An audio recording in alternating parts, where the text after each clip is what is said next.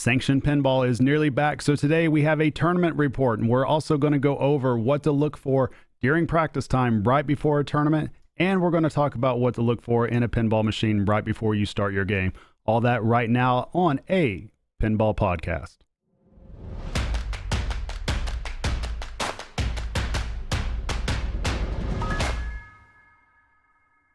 Man, so that intro was a little bit of a tongue twister for me, but hey, I got it out. So anyhow, just like I talked about just a second ago during the intro, we're going to talk about a tournament today that I played in here just this past weekend. I think today is Thursday, I think. Well, I say obviously. You guys don't know that. Anyways, today's Thursday, and I played in this tournament a few days ago on Sunday, I believe, up in Tulsa, Oklahoma, which is like about an hour and a half, hour and 45 minutes from where I'm at. And it was actually a pretty fun tournament. So I got to where I'm starting to play a little bit more, as much as I can, right before Sanctioned Pinball comes back. And I'm trying to get in as much work as possible on different pins outside of my comfort zone, outside of the location that I usually play at, and different pinball machines that aren't necessarily mine either. Now, that being said, all my games at home, I've made them to where they just play like death. There's no ball saves. It's just wax down, outlane post wide open. And I think that's the way I just prefer to practice. I mean, with rule sets, I pretty much have them down. That's here at the house. Now it's just it just becomes about just maintaining flipper skills and developing those skills just day by day. And I really believe in doing something like that, putting a lot of practice time in, because obviously if you prepare before, you're going to be ready the day of. I fully do believe that. Now, before I get started, I do want to say, big shout out to the Tulsa crew. They were very welcoming, lots of cool people up there. Now, somebody up there in particular, her name is Karen, and oh my gosh, Karen, you are by far, special shout out to you. You are by far one of my most favorite people to have in a group. This woman, she's just a jovial spirit, but my God, she makes a pinball highly entertaining. So big shout out to you, Karen, and also big shout out to Mike for directing that tournament. So I really do appreciate it. Now, what we're going to do, I'm going to talk about it. Now, of course, you guys have already heard, that's all we're going to talk about today is just tournament pinball. We're going to talk a little bit about the process of getting ready to play right before a tournament. And I think, that's about all we're going to cover. So if that's kind of your cup of tea, feel free to stick around. We're going to get right straight into it. If you're looking for news or something like that, might need to wait till the next one. And I bid you adieu and have a great weekend. But if you're still with me, let's just get right into this. Now, the first thing I want to go over a little bit is what I like to do during my practice time whenever I'm getting ready for a tournament. And when I say practice time, I'm meaning basically the hour before that you have at a particular place in order to get used to how the pins are playing, or if you get a chance to actually play the arena bank. Now, what I prefer doing, in most cases too, it'll kind of differ. Sometimes you'll just have an hour to do whatever. Other times you're supposed to only have about 30 to 45 seconds on a pin. And in all reality, 30, 45 seconds is really all you need if you know what you're doing. So whenever you do have an opportunity to practice on a pin, and this is just considering that it's on free play, or you could even do this if it's on coin drop too, just keep in mind, you want to be very efficient with your time. You don't want to necessarily just go up there and play a full game. And the idea is, if you don't know the particular pin, if you don't know the rule set or anything like that, that's not really the time, in my opinion, to figure out the rule set. Now, it's good to kind of figure out maybe where the mode start is, maybe where a multiplier is, maybe where a multi-ball is, but I wouldn't take too much time trying to figure the rule set out right then and there. What I would do, though, and I kind of have this checklist that I generally follow, and it's in really no particular order, but I like doing this whenever I step up to a pin and I only have 30 or 45 seconds to go. Now, the main things that I like to do is, one, whenever you plunge, check and see if there's a ball save. That'll give you an opportunity right there just to see if there's a light that's flashing that indicates there's a ball save, or you pretty much know there's not. Now, for people that are new to this, most of the time, if you're playing on a solid state or an EM, there's not going to be any ball save whatsoever. So keep that in mind. Modern games that are DMD or LCD, you'll typically find a ball save on those, but at some tournaments, they could be turned off or even very much turned down. So keep that in mind whenever you're checking for that. I would also look at the machine pitch before you even plunge. See where that bubble's at on the leveler to the right hand side. You need to notice if it's 6 degrees, 7 degrees, 7.5 degrees, because that does play a little bit into where you can think about what type of shots you could possibly hit, whether the ramps will be accessible, and so on and so forth. Hopefully that makes sense so far. Another thing I like to do is check post passing. I like to know if a particular game allows for a post pass, whether it's easy, whether it's hard, if it's early, if it's late. That's valuable information right there. I also like to use this time to find the shots, mainly on the ramps, sometimes on the orbits, but typically what I like to figure out is whether or not a shot is early or late or mid-range on a flipper. So once you figure out where one shot's at, you can pretty much just assume where other shots are at, especially if you've been able to play on that particular layout before at other places, because obviously the geometry pretty much is exactly the same across the board. The only difference is maybe a ball guide might be a little bit different, or maybe the flippers themselves might be a little bit different. So that's another thing to check on. You want to see, are the flippers sagging? Are they up a little bit more? Is it lightning flippers? You want to check the rubber. You want to see how the bounces are. And that's all valuable information. You also want to see basically where are the posts at. You want to know if the out lane posts are wide open. You want to see if there's rubbers on the post, on the in lane post, on the out lane post. So again, all good information to have.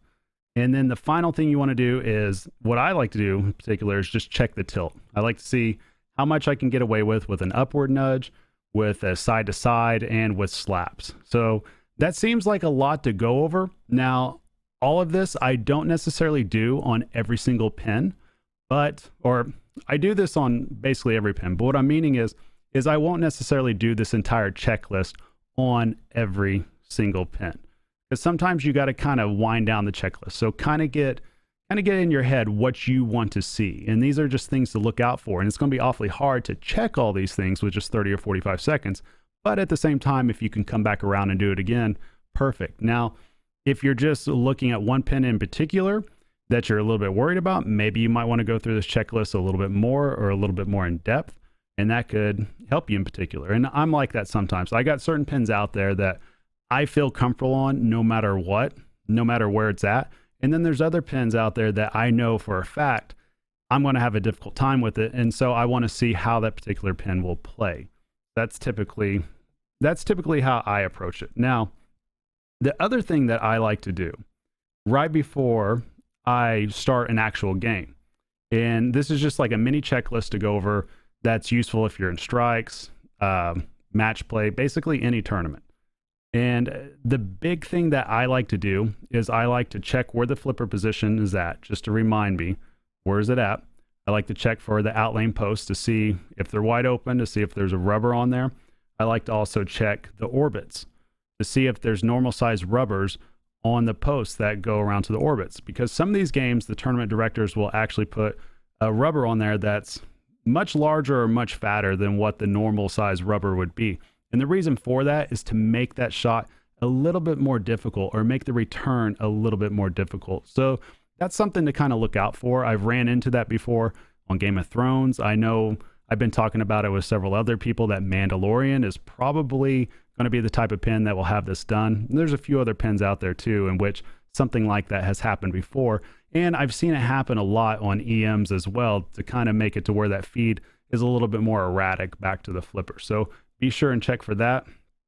And then I also like to check for the flipper strength right before. So if you ever see myself or any other player just kind of shotgunning the flippers before we plunge, there's a reason for that. One, it's for me, it's just to kind of get a feel for the flipper. And then on the other hand, it's also to see what the power is to that flipper. And I like to kind of get a gauge on whether or not I'm going to send the ball out of control, or whether or not I feel like I can make a particular shot. So all these things just kind of come together, and you can kind of just use this as a roadmap to where you're going to go, because it just kind of, it's just it takes a lot of time to get used to doing something like this. I'll just put it that way. But this is something that can get you going on the right road and kind of get you into the mindset. And then, of course, if you're watching this on YouTube and you have something in particular that you do that helps you, feel free to share in the comments down below, because I am curious if there's a more efficient way to do this. But that's kind of how I figured that works for me. And I've been doing that for well over a couple of years now. All right, so let's go ahead and get right into the tournament report. After all that, of course, I say right into it when I take like 10 minutes to go over everything else, but we are going to do the tournament report right now.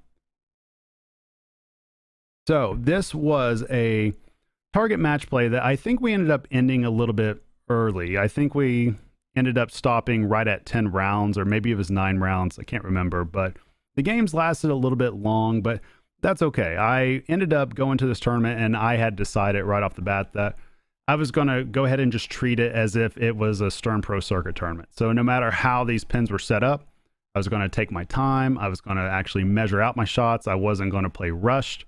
I wasn't going to play on the fly as much. I was going to stay in control. I was going to make moves when they were necessary, and I was going to hold back when it was necessary also. So I picked my times to tilt, and I was picking my times to not take necessarily a chance at tilting and tilting away bonus. So I was very aware of all these things, more so than what I've been probably in any other tournament during the pandemic break or during the non-sanctioned break from the IFPA. But I do know now I got to kind of zone in a little bit more with these big tournaments starting up. And, you know, there's so many great players out there, so many solid players out there that there's really no room for error at some of these places, especially if you want to be able to compete at a high level against players that are also traveling to compete at the same tournament. So that's kind of my mindset going into this. And so the first game I ended up playing was Avengers Infinity Quest Premium. Now, of course, obviously you see an Avengers Infinity Quest behind me, so I felt pretty comfortable on that. And spoiler alert, I ended up getting first place on that game. Of course, Monica, my wife, was in that group with me, so that was hilarious, but no mercy on her at all. But the way that I approach Avengers, and again, this is just my competition approach, it might change according to if it's a herb or maybe if it's pin golf, obviously. But for match play purposes, or for any purposes, anything I talk about right now, it's just match play centric. And one of the things that I like to do with Avengers is I have a strategy in which I call the World Breaker strategy. And my goal for this is basically to work my way to getting the reality gem, and then I'm going to put that gem on the Hulk spinner, and then I'm basically just going to spam the Hulk spinner for as much as I need to in order to build up the points as fast as possible. Now there's a couple of things that I like to do in between here, mainly bring in a portal lock into my first quest, and the way that you do that is you hit 4 combos, and then that'll light your portal lock, which in this case, because we were on the, well, I think, yeah, we were on the premium. So in that case, it opened up the disc and then we hit it into the disc. If you're on a pro, you have to actually spin the disc. So that was a little bit easier to get started just because it was a premium and we had the portal right there. And I ended up bringing in, I think, 1 portal lock into my quest, and that essentially made it to where it's a 2x mode during that time. And what I like to do too, whenever I start stacking that together, is I'll sometimes bring in Thor multi-ball if I feel like I need to. But a big thing that I like to do during this as well is I'll just do Black Widow and Gauntlet ramp just nonstop, just back and forth, because that's one of the great things about this particular quest is as soon as you hit one shot, it won't be lit for the very next shot, but it will be lit after you hit a different shot. So you can pretty much just combo your way back and forth, and you should be able to get through it pretty quick. And I feel like the reality gem is a very valuable gem to have since it does 2x your shot basically. And I like just putting that on the spinner and then going and juicing up Hulk and getting through my gamma spins. But I will typically bring in another mode with that. Sometimes it just depends what I'm feeling at that time. Sometimes I might do Mind Gem and then do time afterwards. Other times I might do Power. It just really depends where I'm at and what I'm feeling and how well I do after my first ball. So the strategy does kind of change a little bit. But in this particular time, I think I had like 180 or 160 million, somewhere right around in that after ball 1. So felt pretty good about that. And then I went on to Ripley's, believe it or not. And in this one, I hit the struggle bus bad on it. Like, I'm not very good at Ripley's at all. And I think I ended up taking 3rd on that, but something weird kind of happened to where I had not the idol, I guess the shrunken head, and I had a multi-ball juiced up ready to go. And then I decided to do a mode to try to bring some modes into my multi-ball. And I ended up playing North America, which was, I think that's a 2-ball multi-ball. I'm not too familiar with the rules, but as soon as I came out of that, all of a sudden the other multi-ball was not there anymore. And I wasn't really expecting that. So I don't know if that was a game malfunction. I don't know if that's part of the rules. maybe somebody can let me know. But that was a little bit disappointing because I did all that work to get the multi-ball ready to go and I had it lit, and then all of a sudden it was not there anymore after I finished off one of my modes that was a multi-ball mode. So that didn't go too well for me. I think I had maybe 11 million. I really didn't do too much on that. Then my next game, I went to Jurassic Park, ended up taking first on this one. And basically all I did on Jurassic Park is I tried to get, and again, my knowledge of this rule set's kind of all over the place right now. I really need to dig in deeper.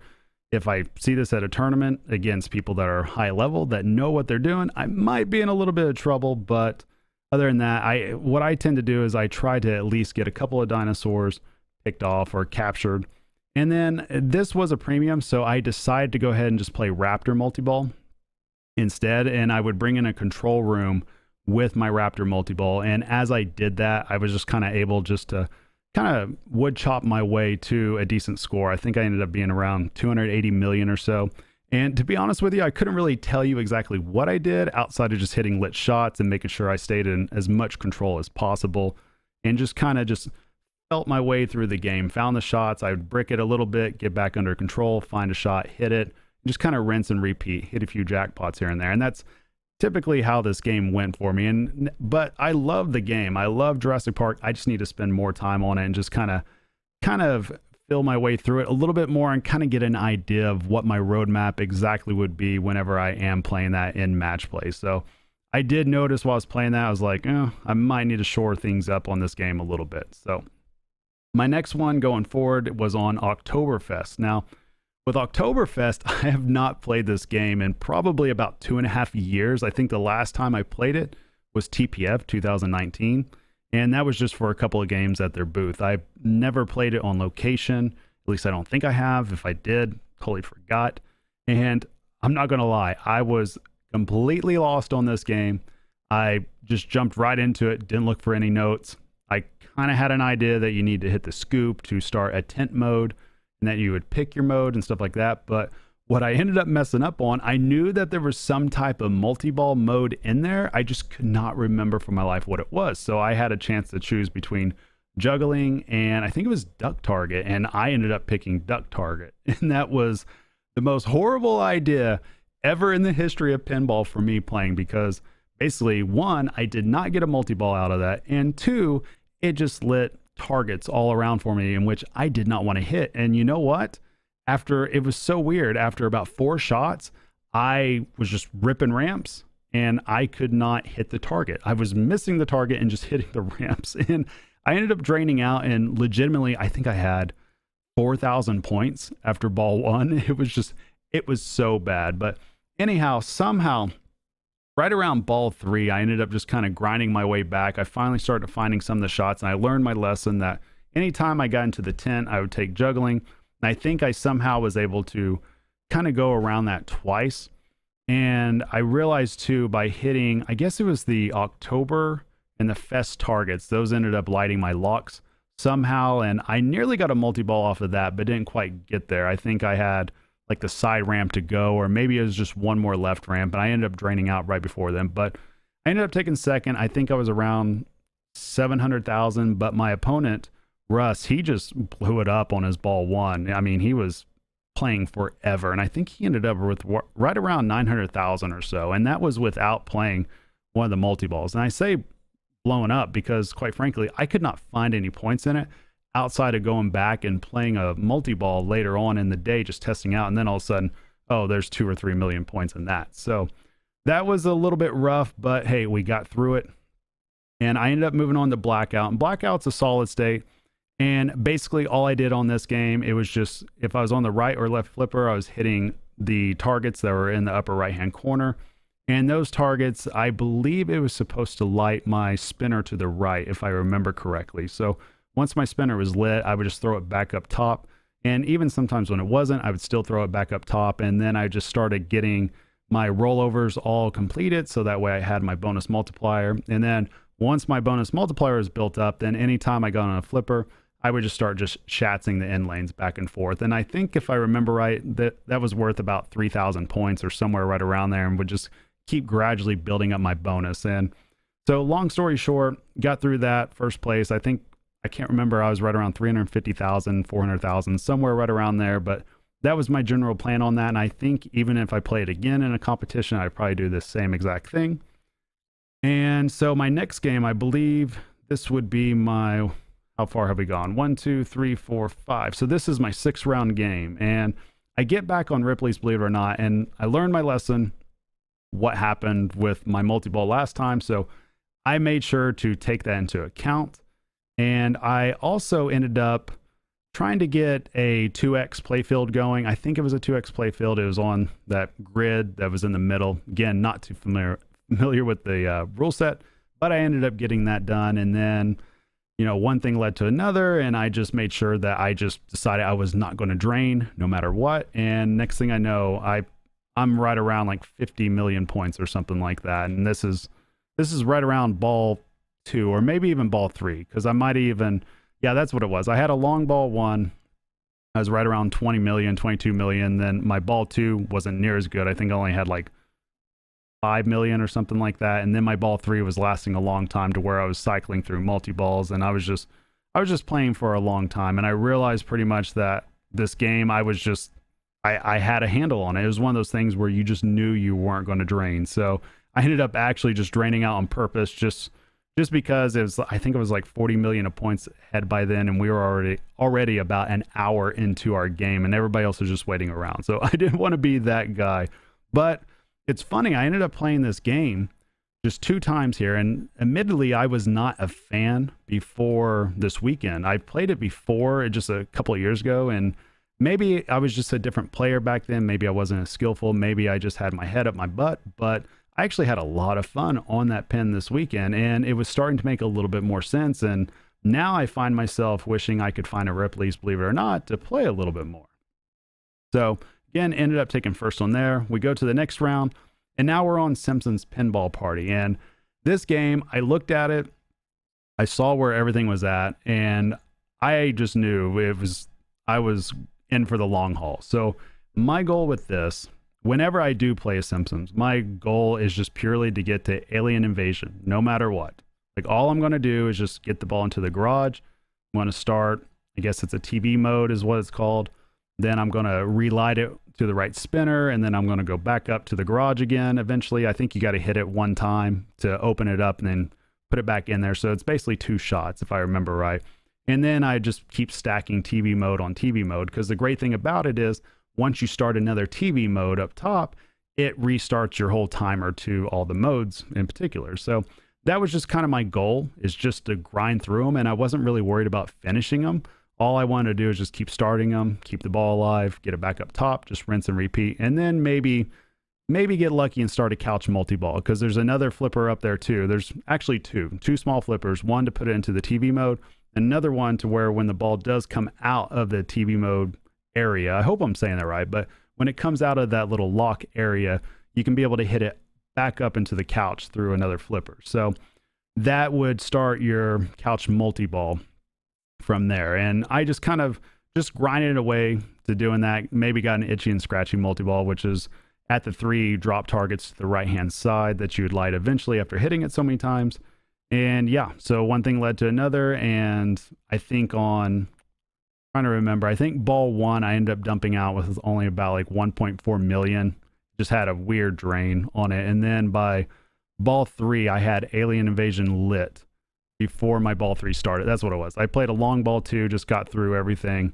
And then once ball 3 was there, I did Alien Invasion, which of course, if you've never been there before, it basically what it is you start out off with, I think it's 3 balls if I remember right, and then you have to lock them. It's like stall ball basically, to where you have to get the ball stalled out, and then it's basically like locking 3 balls physically, essentially, if that makes sense. I hope I'm explaining this correctly. And then that would kick out another one. Points just start piling up, and after you do that, one thing leads to another, and you got a lot of points. Let's just put it that way. So I ended up getting through that game, got first place on that also. I think I had around 95 million, 90 million, somewhere right in that area.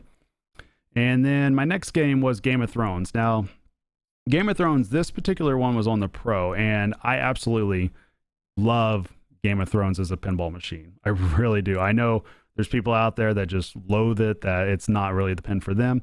For me, I enjoy the Pro. I enjoy the Pro a lot more than I do the Premium, but we also have a Premium on location, and it's pretty much like one of my go-to pins, believe it or not. It's probably the one that I feel most comfortable with rule set wise. And I have many different ways of approaching it, and that's what I like about it, that you can kind of pick and choose which house to go with, and it just depends how the pin's set up. But my main go-to is just to use Lannister. I know some people swear by Tyrell. Me personally, I like using Lannister just because you can basically use the action button to spam playfield multipliers. And typically you can hold back on that until the time is right. And in order to build up your playfield multiplier, well, of course, you got to finish through modes and collect swords. But another way that you get everything ready is you hit the yellow targets that are out there on the playfield, and that gets you gold. And you get so much gold, that's when you can start buying playfield multipliers. And to me, that is so powerful, because if somebody doesn't know that that's there, they still have to play very well to put up a lot of points on there. And you can basically, if you time it right and you do your combos correctly, you can have 600 to a billion points before you even get to Hand of the King, which is a wizard mode built in halfway through the game after you get through, or you complete 4 of the houses. But what I like to do on Game of Thrones whenever I start out is, one, I will short plunge. That way I'm not validating the playfield. I won't bother trying to save the ball, assuming it's not validated, until if I don't have a ball on the right flipper. Let's just put it that way. If it's not going to stick on my right flipper, I let it go. I don't flip it away. I don't put it out of control. I just let it drain. Go back to my plunge, short plunge. I just keep repeating that process on a Pro. On a Premium, I might do it a little bit different, but on a Pro, that's what I like to do. From there, I'll usually hit my Baratheon targets, which are on the left-hand side. You got a 3-bank drop target that's there. After you hit that, that'll light your, I believe it's called Lord of Light, which is basically an outlane ball save, which is huge, because once I get that done, what I like to do from there is I'll just start spamming the Tyrell targets, which is 2 stand-up targets on the right-hand side. And what this will do, that'll get that house ready for me to play, and then it'll also light a lock up the middle. And whenever I do get my lock, I will pass on the mode. If it's just one mode, I'll pass on it. I usually keep passing on modes until I have both Lannister and Tyrell ready to go. And then I have my Blackwater multi-ball ready to go also. And I'll just stack that all together. It just makes it incredibly easy to finish. I would say 9 times out of 10, I'm finishing both those modes while I'm in Blackwater, even with a short ball save, just because you can spam a lot of shots very quickly. Let's just put it that way. Another thing I like to do, I like to finish off Stark, and you can get a lot of points off that as well if you do use Lannister. But a big reason why I like to use Stark is because once I do get into Hand of the King, one of the house powers that Stark brings is that after you finish all your jackpots or whatever it is, the playfield will stay lit for X amount of times with all the shots being lit. And then that's when you can really cash in with that Lannister action button, because you might have 2, 3, or 4x, and you're just able just to ride that center ramp over and over and over again, and the points just pile up. Now for my 4th house, sometimes it'll be Martell, sometimes it'll be Greyjoy. It just really depends. In this case, I think I played Martell just because it was safe. It's just very orbit based. I think it's 3 orbits and then right up the middle for Martell. And usually if Martell is your final shot up the middle, you can also finish that mode or that house and go directly into Hand of the King, which is really good. I mean, if you can be efficient with your shots, that really does help out as well. So I think I ended up with around 3.1 billion after 2 balls and got the plunge off my 3rd ball. So that was another first place. And then we went to Iron Man. And Iron Man, again, one of my favorite pens of all time. What I like to do on Iron Man is I just ride ramps. That's all I really worry about. I don't really do Monger too much because I feel like it gets in the way. If I can dial in ramps, I'll stay with ramps the whole time. And that just typically will pile up the points. From there, if I am getting close to War Machine, I'll consider finishing that off because I like to do War Machine and Whiplash stacks. And I think in this case, that's exactly what I did. And I think I ended up going ahead and playing my Ironmonger also by accident, just because I just accidentally hit an orbit at some point. And I had a pretty good ball 1. I got all the way through nearly having do or die ready to go, which means you complete your Iron Man targets, you complete your Whiplash, you do War Machine, you do oh gosh, drawing a blank, Ironmonger, and there's one other thing I'm completely forgetting. Anyways, you got to do basically 5 things to get there. And I had 1 target left to go on the left-hand side for my Iron Man targets, and of course, I brick and drain it, and it's just horrible. And just a comedy of errors for my next 2 balls too, where I was just one more shield insert away from, or whatever that's called, not shield insert. What is that? His chest thing. I can't even think of it. You guys know what I'm talking about though. If you've seen Iron Man, you know exactly what I'm talking about. But I was just one more away from lighting Jericho, which would have been up the middle, and I could not hit anything my next 2. So I had maybe, I think, 15 or 16 million on ball 1, and I ended up with 17.8 or 18 million after 3 balls. It was just a comedy of errors my next 2 balls, but I survived and we got first place on that one. So basically I entered my last game on Avengers Infinity Quest, and all I really had to do was just take second or first. If my wingmen on the other game didn't survive, which I think they didn't, and I ended up taking second on this just because I knew that I just had to cruise for second place. I wasn't really trying to blow it up or anything like that. I was playing very conservative, and although it's kind of a mistake, I think I should have just went ahead and approached it as I normally did, because I noticed as soon as I started turtling up a little bit and not playing like I normally would, not as offensive minded on ball 1, I ended up just basically not really doing much on there. And I only had about like 45 million going into ball 3, which for Avengers, if it's set up favorable, is honestly, it's not that good. And something like that will not cut it against the competition that's out there. So I know that that's something I need to improve on personally. And I plan on doing that just because I'm just anal retentive like that. I have to do better. Let's just put it that way. But I was happy overall with my performance. I think I ended up winning by 1 point. I think it was like 26-25 with Brian Daniels taking second, who's a Tulsa pinball player up there, good one at that. So I was happy overall with that. And I think I found some stuff that I need to work on a little bit more, but I was really happy with where my nudgings come along. I feel like I've worked hard on that over the past year. I've worked hard on my accuracy, and I've worked especially hard on knowing when I need to go ahead and play on the fly, because I got to where I tried to play in too much control sometimes, and it led to just unnecessary flipper fumbles. And I kind of caught myself doing that at District 82 a couple of months ago, and I've tried to right the ship on that, and it's kind of funny, and I might have to talk about this a little bit later since this podcast is getting a little bit longer. But I started making some adjustments after talking to a few other players about what they thought about it, and it turns out they were absolutely right, and the adjustments I've made since then have really paid off. And really, just Reader's Digest version is that I'm learning when I need to go ahead and hit the ball away to a safety shot, almost like a preemptive bailout shot, to where I'm not trying to stay in precise control, because sometimes that's just leading to me just kind of fumbling the ball around anyways. Whereas if I go ahead and hit the ball away, maybe I'm putting it somewhere that will be safe, that will score some points, that will get me some progression on that particular ball. So that's a little bit, that's probably a conversation for another time, but I felt good about all those things I was doing. And so I definitely look forward to Sanctioned Pinball coming back. It's going to be here in just a couple of weeks.